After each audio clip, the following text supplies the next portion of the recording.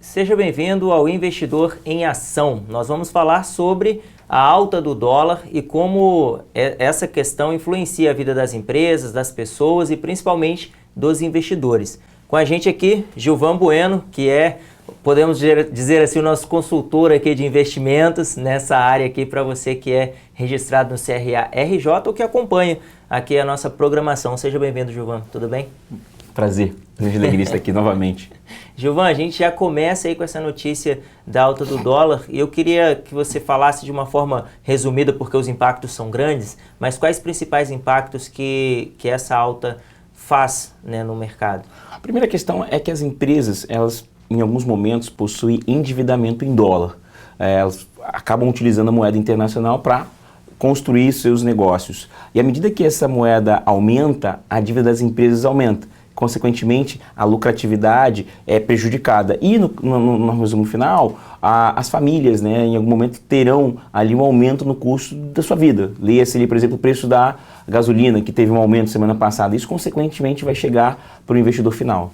Prejudica as empresas e aí também afeta o investidor, né? Ou como se proteger, como o investidor vai se blindar dessa questão aí, já que ele tem dinheiro investido nessas empresas que serão prejudicadas. Alguns relatórios econômicos produzidos por agentes independentes mostram um caso muito interessante que é da Suzano.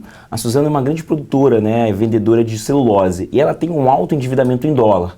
Então o investidor pensa o seguinte: à medida que o dólar aumenta, a dívida dessa companhia também aumenta. Se a dívida dela aumenta, a lucratividade dela na ponta final será prejudicada. E aí, às vezes, os investidores acabam se desfazendo dessas ações que têm um alto endividamento em dólar. Até para lembrar, por exemplo, o caso da Petrobras, que tem 87 bilhões de dólares em dívida, e isso prejudica muito a ideia estratégica do investidor.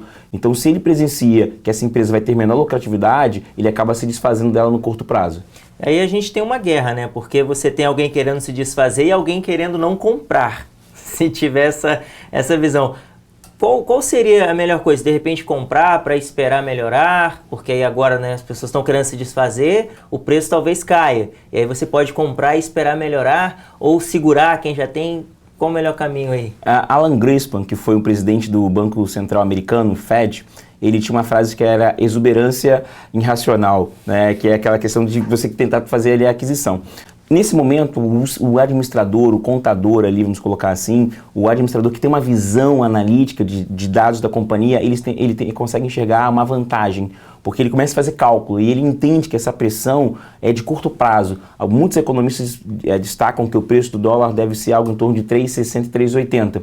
Então, quem tem essa parcimônia, ele consegue comprar mais ações, que é o que nós falamos de comprar na baixa e vender na alta, e fazer ali uma grande aquisição e permanecer com essa aquisição. Porque às vezes você compra essa ação na baixa e ela vai tendo uma recuperação ao longo do tempo e você consegue capturar essa oportunidade. Então muitas pessoas destacam que investir nessas ações que estão atravessando um momento ruim é uma boa oportunidade, mas você precisa entender, e aí quem é administrador consegue ter uma visão muito analítica do negócio.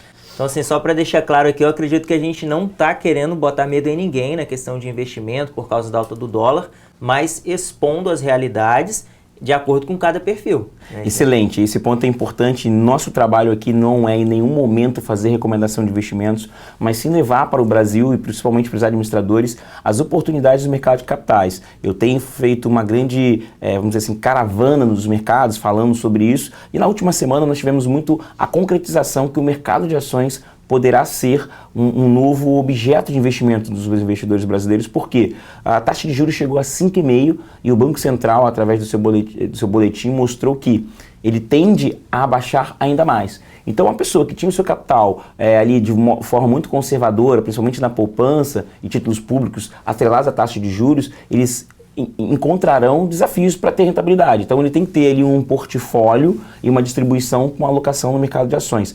Sempre respeitando o perfil do investidor.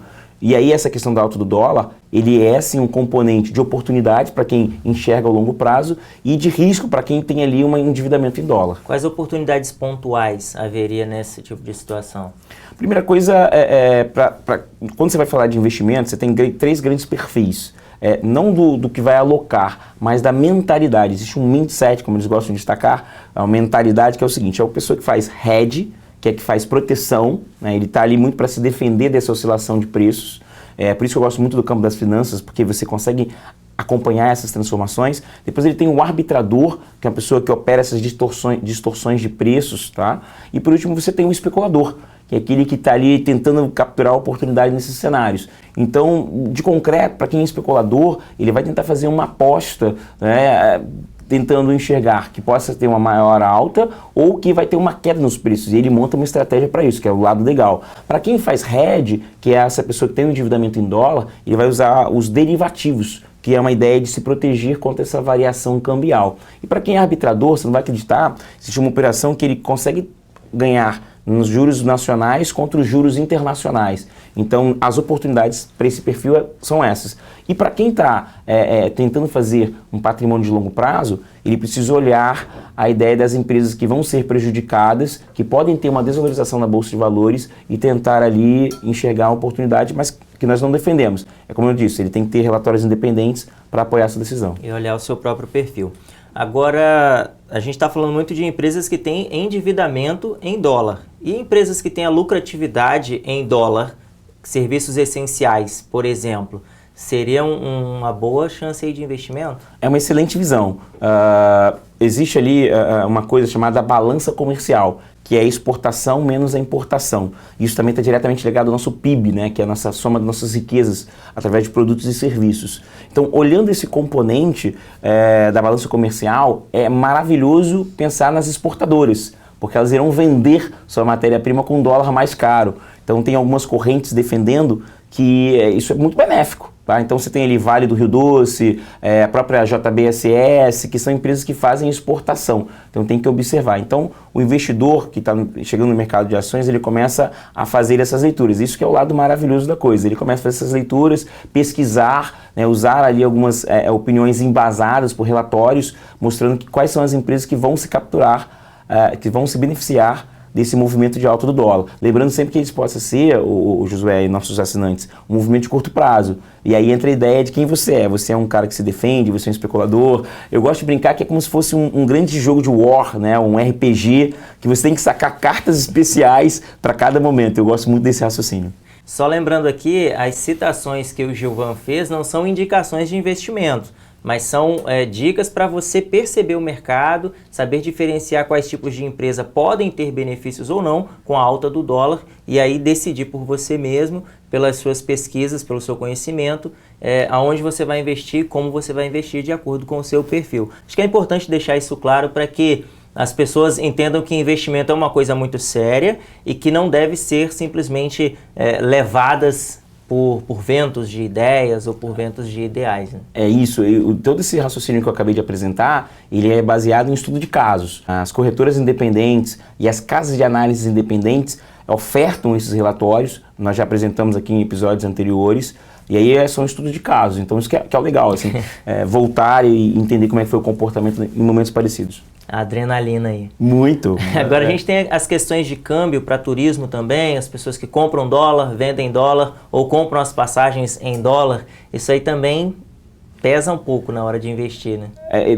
De maneira informal, eu vou destacar o seguinte, as pessoas falam, olha, no churrasco, né, vamos sair, como é que você acha o preço do dólar? Então, essa questão do dólar, ele tem muita questão do planejamento, né? Então, se você tem ali uma viagem internacional, né, nós gostamos de destacar que existe o preço médio. Todo mês você vai adquirindo pequenas partes para, se tiver um imprevisto, você conseguir capturar. Só para lembrar que em janeiro o dólar estava algo em torno de 3,70, 3,80.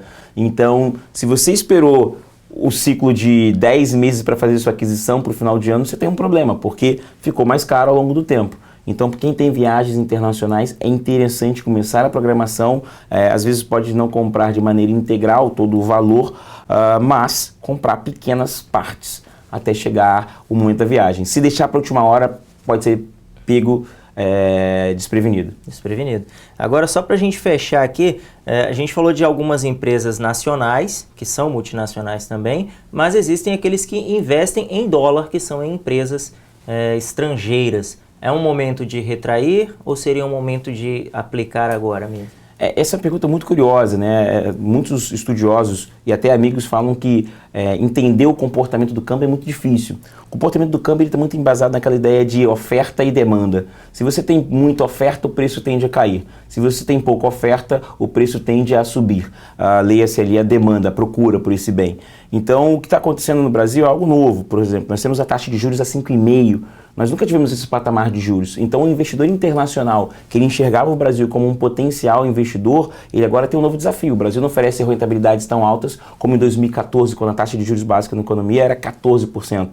Então, ele acaba tirando o dólar do Brasil e buscando outros mercados. Então, você tem essa pressão no dólar.